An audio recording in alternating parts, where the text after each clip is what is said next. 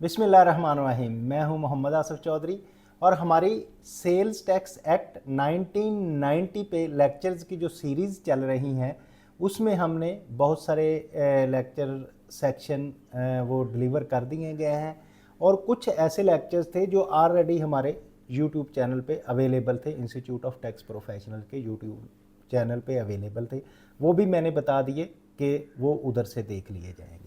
तो अब हम कंप्लीट करते हुए पहुंच रहे हैं सेक्शन 30 तक। तो सेक्शन 30 क्या है? Appointment of an officer of sales tax and their powers. एक ऑफिसर ऑफ सेल टैक्स जो है उसको किस तरह से अपॉइंट किया जाता है और उसकी पावर्स क्या हैं, इसके रिलेटेड ये सेक्शन है। जो स्टूडेंट्स हैं बी कॉम के, B S accounting and finance के, बी एस टैक्सेशन के, या फिर आईसीएम में और सीए में, उसमें एक हायरार्की ऑफ एफबीआर ऑफिसर्स वो पढ़ते होते थे। तो ये बेसिकली वो भी इसमें वो उनका जो है क्वेश्चन जो क्लियर हो जाएगा।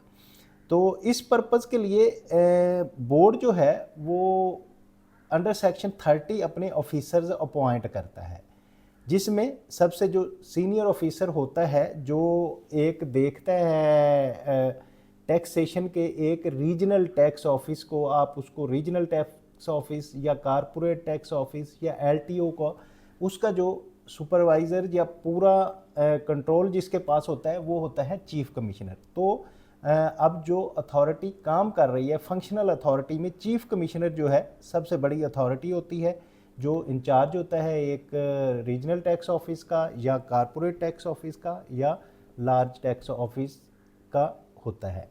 तो उसके बाद कमिश्नर आता है। चीफ कमिश्नर के बाद जो चीफ कमिश्नर होता है वो तो बोर्ड को रिपोर्ट करता है, वो सारी अपने पूरा जो कंट्रोल कर रहा है उसकी रिपोर्टिंग बोर्ड को करता है।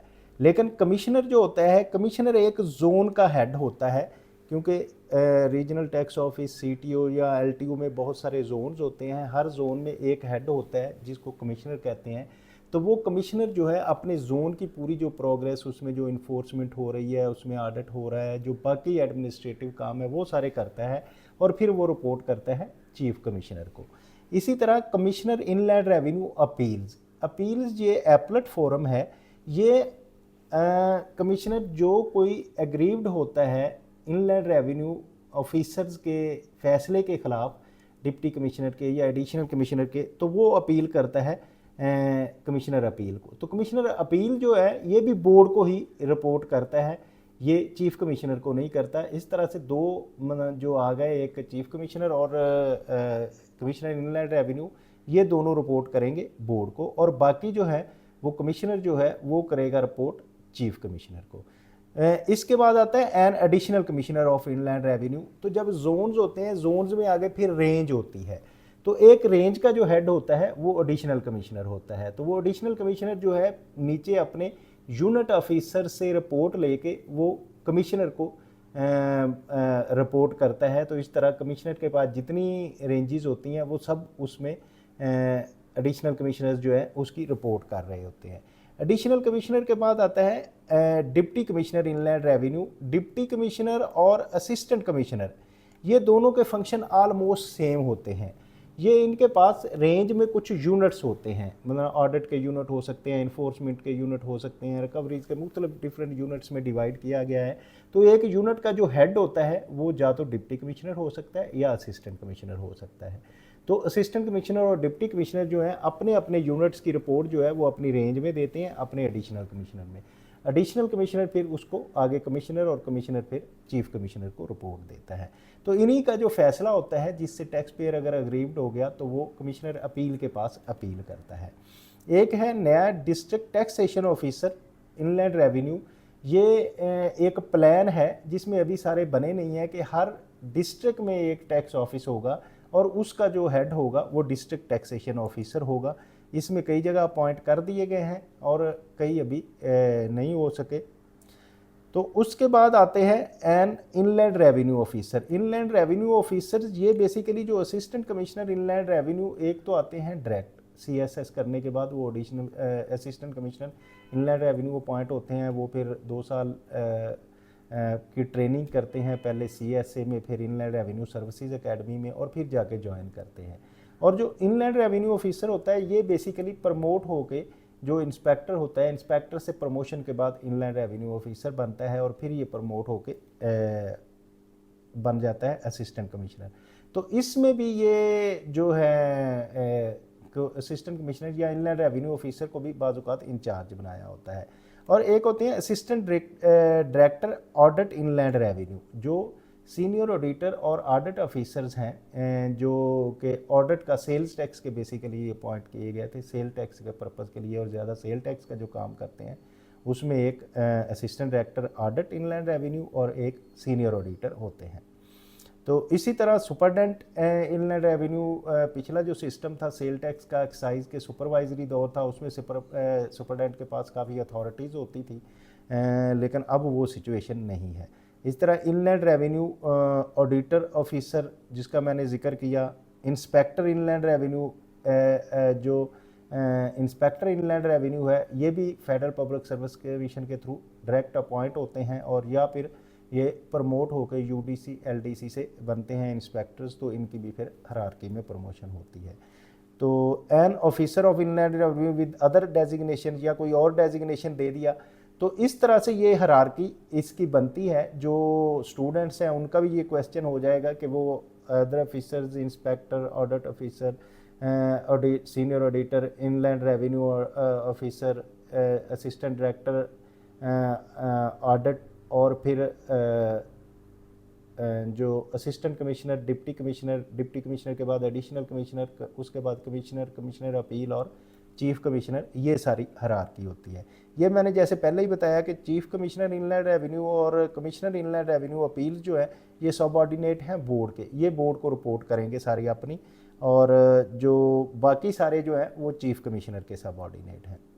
Chief Commissioner in Inland Revenue shall perform their function in respect of such person or a class of person as such areas as the board may direct, कि बोर्ड उसको जो डायरेक्ट करेगा कि आपने इस एरिया को स्पेसिफाई देखना है, जो कि मैंने बताया मोस्टली वो एक टैक्स ऑफिस मेन होता है जिसमें आप रीजनल टैक्स ऑफिस, CTO या LTO होता है, उसको कमिश्नर देखता है।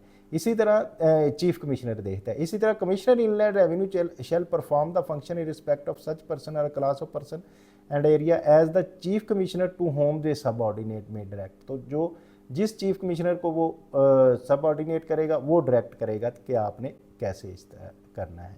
इसी तरह additional commissioner inland revenue, deputy commissioner, district officer and बाकी सारे जो मैंने आपको हायरार्की बताई है इनलैंड रेवेन्यू से की, with other designation sale subordinate to the commissioner inland revenue, तो वो बाकी सारे जो है कमिश्नर इनलैंड रेवेन्यू के सबऑर्डिनेट हैं कि वो कमिश्नर को रिपोर्ट करेंगे और कमिश्नर आगे देगा। तो ज़्यादा पावर जो ला की हैं वो कमिश्नर के पास है, कमिश्नर ने मेन फंक्शन जो है वो करना होता है, और पावर्स भी ज़्यादा जो है वो कमिश्नर के पास हैं।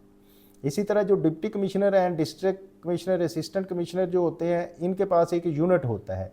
तो इस यूनिट का ये जो सारे हैं, इसमें इंस्पेक्टर्स भी, ऑडिटर्स भी, सीनियर ऑडिटर भी, ऑडिट ऑफिसर भी, तो वो सारे एक एडिशनल कमिश्नर को रिपोर्ट करते हैं। तो जो रेंज चला रहा होता है एडिशनल कमिश्नर, जैसे मैंने कि आपको बताया। तो ये है हायरार्की इसकी, बोर्ड के जो फंक्शनरी हैं उनकी, जो बोर्ड पावर्स देता है और आगे वो उनकी डेलीगेट होती हैं। इसी तरह एक सेक्शन 38 है जिसमें directorate general of intelligence and investigation inland revenue, कि जो जिसको हम I&I भी कहते हैं, इंटेलिजेंस एंड इन्वेस्टिगेशन भी कहते हैं, कि इसका काम है इन्वेस्टिगेशन करना। तो ये बोर्ड जो है इसको directorate of intelligence and investigation को, जिसमें कंसिस्ट होते हैं डायरेक्टर जनरल, इनके जो हेड होता है वो डायरेक्टर जनरल होता है, डायरेक्टर्स हो सकते हैं, additional director, deputy director, assistant director and other officers हो सकते हैं जो बोर्ड नोटिफाई करे उसमें। The board may by a notification in the official gazette इसको करता है, स्पेसिफाई करता है function and jurisdiction of the director general and it's officers की, एक कि आपकी जुरिस्डिक्शन क्या है, किस में आपने फंक्शन करना है। तो वो सारा जो है डायरेक्टर जनरल और उसके जो ऑफिसर्स हैं उनके लिए बोर्ड बताएगा jurisdiction. confer the power of authority specified in section 30 upon the director general and it's officer जो हैं वो सेक्शन 30 के तहत अपॉइंट होते हैं। इसी तरह सेक्शन 30A भी है जिसमें tax fraud investigation wing inland revenue officer inland revenue एक बनी है, क्योंकि आजकल जैसे कि टैक्स फ्रॉडुलेंट एक्टिविटीज़ बहुत हो रही हैं, फेक एंड फ्लाइंग एनवाईसी वाले बाकी जो है फ्रॉडुलेंट एक्टिविटीज़ थी, तो वो बोर्ड ने एक बाकायदा इसकी इन्वेस्टिगेशन की फ्रॉड इन्वेस्टिगेशन विंग बना दी है। इसमें भी जो है ये अंडर सेक्शन 30 एस्टेब्लिश की गई है, the 30AB। There shall establish a wing known as tax fraud investigation wing inland revenue इसको कहते हैं। इसके फंक्शन क्या है? Function of the tax fraud investigation wing inland revenue shall be to detect, कि पहले तो इन्होंने फ्रॉड को डिटेक्ट करना है, एनालाइज करना है, इन्वेस्टिगेट करना है, एंड कॉम्बैक्ट प्रिवेंट फ्रॉड, तो इसको फ्रॉड से बचाना है, ये इसके फंक्शंस में शामिल है। The tax fraud investigation wings inland revenue shall comprises of tax fraud intelligence and analysis unit, fraud investigation unit होंगे, and legal unit, accountant unit, digital forensic unit और sense of crime unit, administrative unit, and the unit other may be notified the board through the notification in the official gazette. जो भी होंगे board notify करेगा वो 30AB के तहत fraud investigation के wings के यूनिट्स होंगे।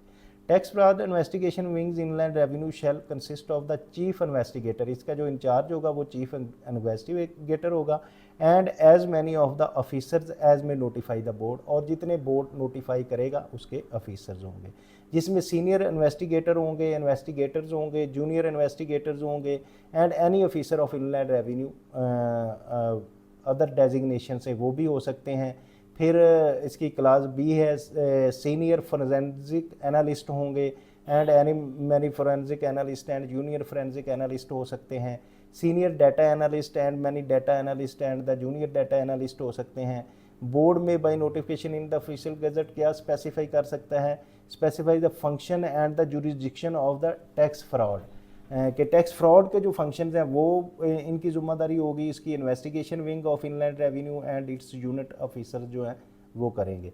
इसी तरह confer the power of authority specify under section 30 upon the tax fraud investigation wings के लिए, उसके तहत revenue and it's officer class A of सब क्लास 4 में बनाए जाएंगे। Nothing contain in this section shall prevent the authorities appointed under section 30 के तहत अपॉइंट की जाएगी, are any other authorities and the officer conferred with power and function of the authorities to appoint under section 30 from conducting investigation, prosecution and proceedings under chapter 7 of the act जो है वो भी ये करेंगे function. इसके बाद 30B है directorate general of internal audit. Directorate general of internal audit ये है कि उसके आगे फिर सब डायरेक्टरेट्स हैं, तो डीजी इसका इंचार्ज होता है डायरेक्टरेट जनरल, और फिर आगे डायरेक्टर जो है एक डायरेक्टरेट का इंचार्ज होता है। तो ये इनका फंक्शन जो होता है वो इंटरनल ऑडिट करना होता है। तो इसमें भी ऐसे ही director general, director, additional director, deputy director, assistant director और बाकी ऑफिसर जो हैं वो शामिल होते हैं। इसी तरह सेक्शन 30C है inland revenue services academy. Inland revenue services academy जो है ये भी इसको हेड करते हैं डायरेक्टर जनरल, और फिर आगे उसके डायरेक्टर्स होते हैं, एडिशनल डायरेक्टर्स होते हैं, डिप्टी डायरेक्टर्स होते हैं, असिस्टेंट डायरेक्टर्स होते हैं, और अदर ऑफिसर जो इसमें अपॉइंट किए जाते हैं। इसका फंक्शन बेसिकली ये होता है कि ये ट्रेनिंग देते हैं। इनलैंड रेवेन्यू सर्विसेज एकेडमी का मकसद जब नए फ्रेश ऑफिसर्स आते हैं जो CSS में CSA एकेडमी से क्वालिफाई करने के बाद वो इनलैंड रेवेन्यू सर्विसेज एकेडमी में आ जाते हैं, तो यहाँ फिर 1 साल की उनकी ट्रेनिंग आलमोस्ट होती है, जिसमें उनको sales tax act, income tax act और फिर बाकी जो लॉज हैं और अकाउंट्स, कॉस्ट अकाउंटिंग पढ़ाई जाती है ताकि वो अपना फंक्शन बेहतर तरीके से कर सकें। इसके बाद 30C है section directorate general of digital initiative. Directorate general of digital initiatives की भी जो डायरेक्टरेट है इसमें भी डायरेक्टर जनरल होता है, मेन इसका हेड होता है, और फिर आगे डायरेक्टर्स होते हैं, एडिशनल डायरेक्टर, डिप्टी डायरेक्टर्स और अदर ऑफिसर्स जो होते हैं जो इस फंक्शन को करते हैं। 30D है डायरेक्टरेट जनरल ऑफ वैल्यूएशन। इसका मकसद जो होता है कि वैल्यूएशन किसी चीज़ों की लगाने के लिए, तो इसका भी हेड जो है डायरेक्टर जनरल होता है, फिर आगे उसके director, additional director, deputy director, ये ऑल द ऑफिसर्स जब ये फंक्शनरी में काम कर रहे होते हैं तो असिस्टेंट कमिश्नर होते हैं, जब डायरेक्टरेट में आते हैं तो एडिशनल असिस्टेंट डायरेक्टर बन जाते हैं। तो इसी तरह से ये सारी डायरेक्टरेट जो फंक्शन कर रही होती हैं। इसी तरह जो है 30DD है directorate of post clearance audit, ये पोस्ट क्लियरेंस ऑडिट की डायरेक्टरेट है जिसमें इसको भी डीजी हेड करते हैं और आगे डायरेक्टर और फिर बाकी सारे ऑफिसर्स इसी तरह से। और फिर 30DD जो है वो directorate general of input output coefficient organisation है कि इनपुट और आउटपुट की कोफिशिएंट का IOCO भी इसको कहते हैं। और ये भी डायरेक्टरेट जनरल और director, additional director, deputy director, assistant director और बाकी ऑफिसर्स पे कंसिस्ट होती है। इसी तरह 30DDA directorate general of law जो बनाया गया है कि इसमें जो केसेस चल रहे होते हैं कोर्ट्स में या उनकी ड्राफ्टिंग करनी होती है या उनको लॉ के पॉइंट ऑफ व्यू से देखना होता है केसेस को, उसमें है। इसको भी डायरेक्टरेट जनरल जो होता है वो हेड करता है और इसमें ऐसे ही बहुत सारे डायरेक्टर्स होते हैं, एडिशनल डायरेक्टर, असिस्टेंट डायरेक्टर्स, जो बोर्ड नोटिफाई करता है बाकी ऑफिसर्स तो वो करते हैं। तो उसकी जो जुरिस्डिक्शन दी जाती है बोर्ड की उसके मुताबिक वो अपने फंक्शंस करते हैं। 30 है power and function of directorate जो होते हैं तो board may by notification in the official gazette specify करता है बोर्ड के फंक्शन कौन से हैं, जुरिस्डिक्शन क्या है, पावर क्या है डायरेक्टरेट जनरल की, and specify preceding section of their officers and notification of the official gazette में ये आते हैं। सेक्शन 31 है जिसमें पावर्स बताई गई हैं। पावर्स क्या है? An officer of inland revenue appointed under section 30 के तहत जो ऑफिसर अपॉइंट किया जाता है shall exercise such power as discharge such duty as conferred or imposed on him under this act, के जो इस एक्ट के तहत उसको ड्यूटीज़ दी गई हैं वो उसको परफॉर्म करेगा। And shall also competent to exercise all the power discharge all the duty conferred impose upon him and officer subordinate, और सब जो अपने सबऑर्डिनेट ऑफिसर्स की हैं वो भी पावर्स एक्सरसाइज कर सकता है। Provided notwithstanding anything contain in this act the board may by a general or a special order impose such limitation and condition to exercise such power and discharge of such duties as it deem fit, कि board जो होता है वो order कर सकता है कि delegate कर दी जाए पावर, जो पावर दे दी जाए। डेलीगेशन ऑफ पावर्स का क्या होता है कि डेलीगेशन सेक्शन 32 है जिसमें कमिश्नर अपनी पावर्स जो है एडिशनल कमिश्नर को दे देता है, या एडिशनल कमिश्नर अपनी पावर्स डिप्टी कमिश्नर को दे देता है, या डिप्टी कमिश्नर अपनी पावर असिस्टेंट कमिश्नर को दे देता है, या चीफ कमिश्नर अपनी पावर्स कमिश्नर को देता है। तो इसको हम कहते हैं डेलीगेशन ऑफ पावर, के board or the chief commissioner with the approval of the board may by an order and subject to such limitation condition as may specified therein empowered to designation any additional commissioner in inland revenue or deputy commissioner in inland revenue to exercise the power of commissioner in inland revenue, के chief commissioner जो है board की इजाज़त से approval दे सकता है कि वो डेलीगेट पावर जो है कर दे कमिश्नर की एडिशनल। इसी तरह जो deputy commissioner and assistant commissioner है वो जो है एडिशनल कमिश्नर की पावर जो है उसको कर सकते हैं। इसी तरह नीचे जाते जाते हैं तो वो बाकी ऑफिसर्स की, नीचे वाले ऑफिसर्स जो हैं वो पावर डेलीगेट की जा सकती हैं। सेक्शन 32A है, ये है स्पेशल ऑडिट का। ये स्पेशल ऑडिट पहले होता भी रहा है। इसमें ये होता है कि ये ऑडिट किसी चार्टर्ड अकाउंटेंट फर्म या cost and management accountant firm जो है उसको इसमें एंगेज किया जाता है।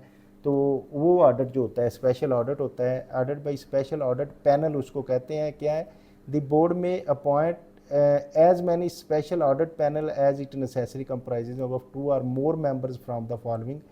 तो दो या दो से ज़्यादा मेंबर्स किन में से हो सकते हैं? नंबर एक तो है कि an officer or officer of inland revenue, एक तो इनलैंड रेवेन्यू का ऑफिसर होगा उसमें, और दूसरा क्या है? A firm of chartered accountants as defined in chartered accountants ordinance 1961 हो सकती है, and a firm of cost and management accountant as defined under the cost and management accountant act 1966 हो सकती है। ये दो तरह के जो है उसमें आ सकती हैं, या any other person directed by the board, या बोर्ड किसी और को डायरेक्ट करे तो ये एक पैनल बनेगा और ये पैनल जो है 32A के तहत ऑडिट करेगा। तो to conduct audit registered person or the person including audit and refund claim, forensic audit and scope of such audit shall be determined by the board or the commissioner inland revenue or the case to case basis. In addition, the board may, where it consider appropriate may get such audit conducted jointly with the similar audit being conducted in the provincial administration of the sale tax and services. तो कहीं वो joint audit भी हो सकता है, कहीं provincial के साथ भी हो सकता है मिलके सेल टैक्स के साथ। तो इसमें जो है notwithstanding the record registered person have been audited by an officer appointed under section 30 के तहत जो अपॉइंट होता है, and the board and the commissioner may direct special audit panel appointed under sub section 1 और to the audit of the record of the registered person. कि ये panel जो है कमिश्नर जो 30 के तहत अपॉइंट हुआ होगा वो पैनल बना सकता है कि जिसमें 32A के तहत ऑडिट हो सके। Every member of the special audit panel appoint under sub section 1 के तहत अपॉइंट किए जाए shall have a power of the officer of inland revenue under section. जो अब पैनल बनेगा और उनके पास जो पावर्स होंगी, ये पावर अब वो चार्टर्ड अकाउंटेंट है, ये कॉस्ट एंड मैनेजमेंट अकाउंटेंट है, तो उसके पास भी सेक्शन 25 की, 37 की और 38 की पावर्स आ जाएंगी ऑडिट करने की। Each special audit panel shall be headed by the chairman who shall be N officer of inland revenue. तो जो इसका चेयरमैन होगा वो बेसिकली इनलैंड रेवेन्यू ऑफिसर ही होगा। तो कोई अगर मेंबर है स्पेशल ऑडिट का और अदर दैन चेयरमैन के बगैर बाकी कोई अगर उनमें से कोई एब्सेंट होता है और ऑडिट में वो नहीं होता या उसको अपनी ड्यूटीज़ कंटिन्यू नहीं रख सकता, तो स्पेशल ऑडिट पैनल जो है वो इनवैलिड नहीं होगा, बल्कि वो ऑडिट जो है वो कंप्लीट होगा। लेकिन चेयरमैन का होना ज़रूरी है जो इनलैंड रेवेन्यू ऑफिसर है। तो इसी तरह बोर्ड में prescribed the rule in respect of constitution of the procedure and working of the special audit के जो बोर्ड रूल्स भी बना सकता है और रूल के तहत भी ऑडिट हो सकते हैं 32A के। तो ये हमारा था सेक्शन 30, 31 और 32A, जिसमें पावर्स की बात की गई और ऑडिट की बात की गई और पावर डेलीगेशंस की बात की गई। इसके बाद हमारा ऑफेंस एंड पेनल्टीज़ का आएगा, उसको हम अगले लेक्चर में इंशाल्लाह पढ़ेंगे। तो उम्मीद है कि आप ये सारी चीज़ें अच्छी तरह समझ गए होंगे। इसमें कुछ स्टूडेंट्स के लिए बेनिफिट की भी चीज़ें थी। तो अगर आप समझते हैं कि अच्छी तरह समझ रहे हैं देन इट इज़ गुड। अगर कोई प्रॉब्लम है तो कमेंट बॉक्स में कमेंट करें और उसका रिप्लाई दिया जाएगा। तो अगर आप चाहते हैं कि आप भी सीखें और दूसरे लोग भी सीखते रहें टैक्सेस को, तो आप हमारे YouTube चैनल को लाइक करें, शेयर करें, सब्सक्राइब करें। Thank you very much.